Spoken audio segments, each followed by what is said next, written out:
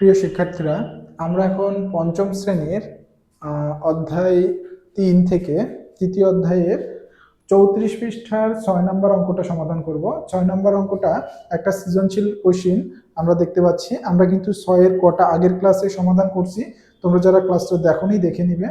এবং যেহেতু এটা সৃজনশীল অঙ্ক, এই কারণে কিন্তু আমাদের একটা প্রশ্নের সাথে আরেকটা প্রশ্নের রিলেশন আছে, অর্থাৎ ক নাম্বার না করলে খ নাম্বার করতে পারবো না, খ নাম্বার না করলে গ নাম্বার কিন্তু আমরা করতে পারবো না, বা আমাদের ক এর মান কিন্তু খ নাম্বারে প্রয়োজন হবে এবং খ এর মান গ নাম্বারে প্রয়োজন হবে। এইভাবে কিন্তু করা লাগবে। এই জন্য যারা ক নাম্বারটা দেখোনি অবশ্যই দেখে নিবে, না নিলে কিন্তু খ নাম্বারে অনেক কিছু বুঝতে পারবে না।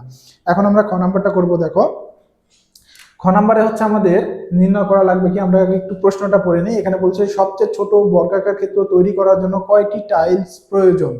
আমরা দেখছিলাম ক নাম্বারে যে সবচেয়ে ছোট বর্গাকার ক্ষেত্র দৈর্ঘ্য কত হবে, 18 সেন্টিমিটার। তাহলে আমরা আগে এটা একটু লিখে নেব যে ক হতে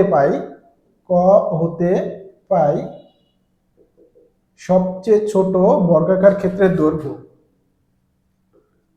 সবচেয়ে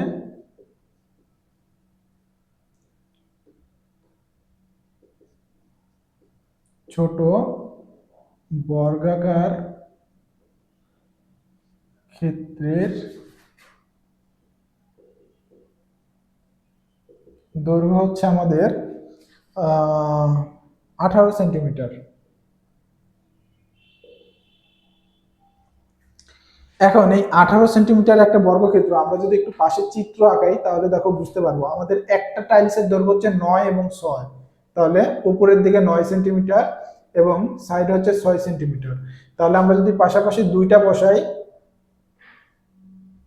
তাহলে দেখো আরো একটা 9 এবং পাশে কিন্তু আমাদের বৃদ্ধি পাচ্ছে না, পাশে কিন্তু এটা 6ই থাকতেছে।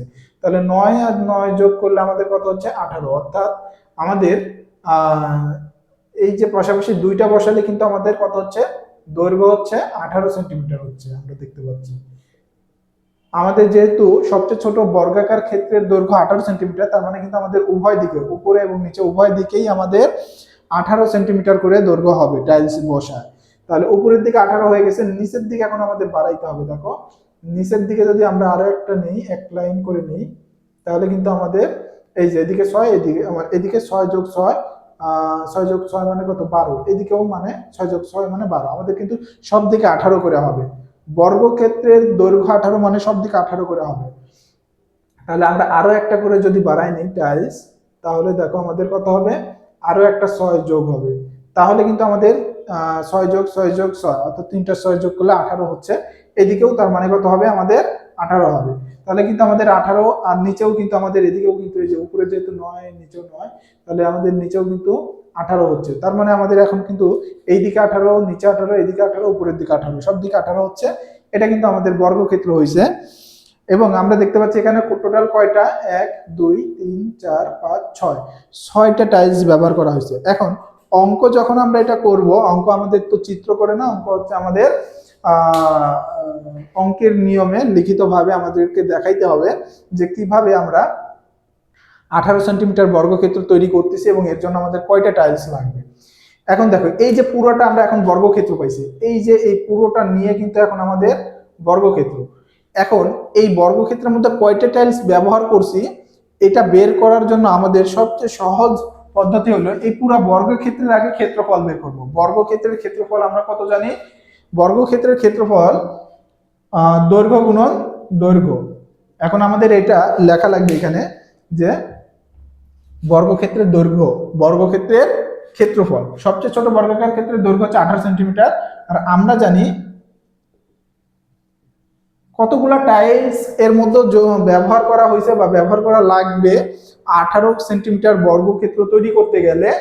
এইটা বের করার সবচেয়ে সহজ পদ্ধতি হচ্ছে কিন্তু আমাদের আগে বর্গক্ষেত্র বের করে নেওয়া লাগবে। আমরা জানি বর্গক্ষেত্রের ক্ষেত্রফল, বর্গক্ষেত্রের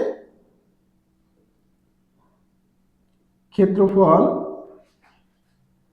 সমান হচ্ছে কি, ক্ষেত্রফল সমান, আমি এখানে লিখতেছি দৈর্ঘ্য গুণন দৈর্ঘ্য। দেখো দৈর্ঘ্য গুণন দৈর্ঘ্য, তার মানে এখানে আমাদের কত আসতেছে, 18 গুণন 18। আচ্ছা এখানে একটু লিখে নিই,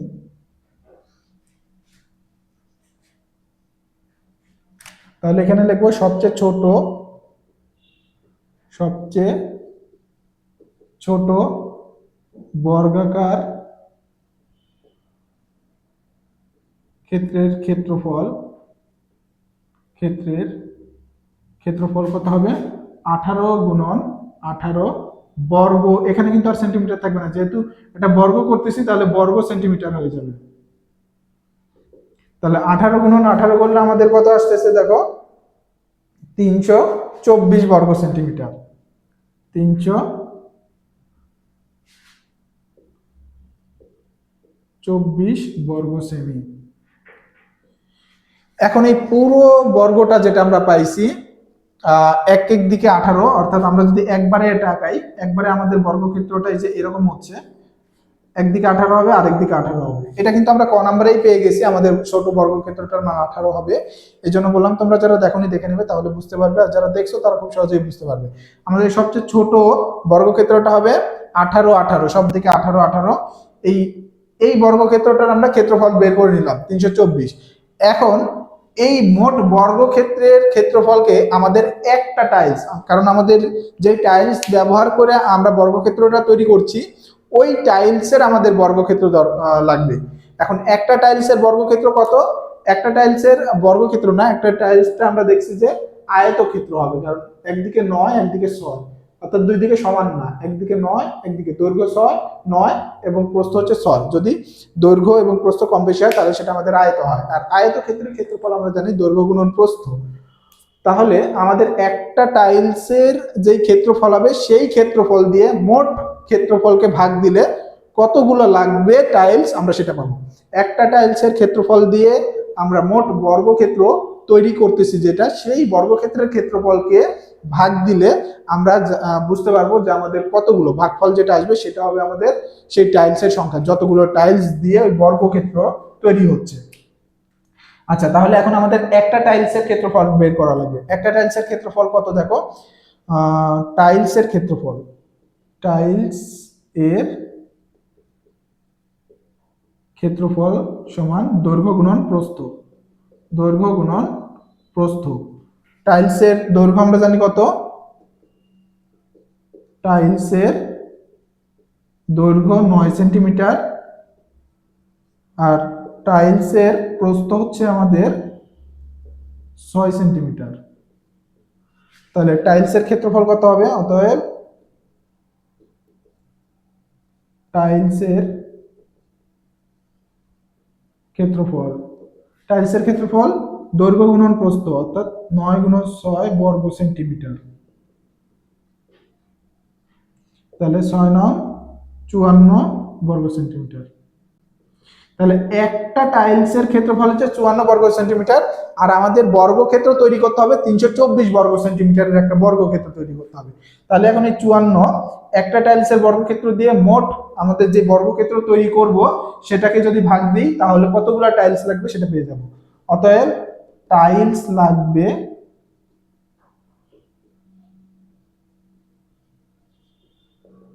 324 ভাগ কত, 54, এতটি। 324 54 দিয়ে ভাগ দিলে আমাদের ভাগফল আসে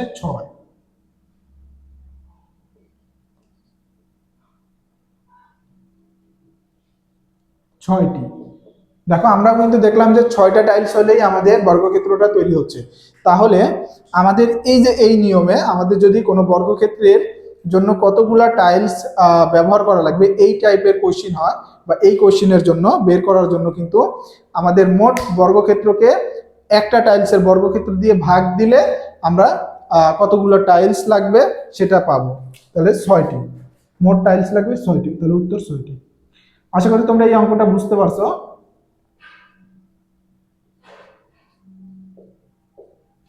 তোমরা এই অঙ্কটা একটু নোট করে রাখো খাতায়, পরবর্তীতে যখন তোমরা নিজেরা না দেখে এই অঙ্কগুলো প্র্যাকটিস করবে তখন কোথাও আটকে গেলে বা প্রবলেম হলে বুঝতে না পারলে নোট করা থাকলে অঙ্কটাই নোট করা অঙ্ক দেখে কিন্তু বুঝে নিয়ে তারপর আবার করতে পারবে।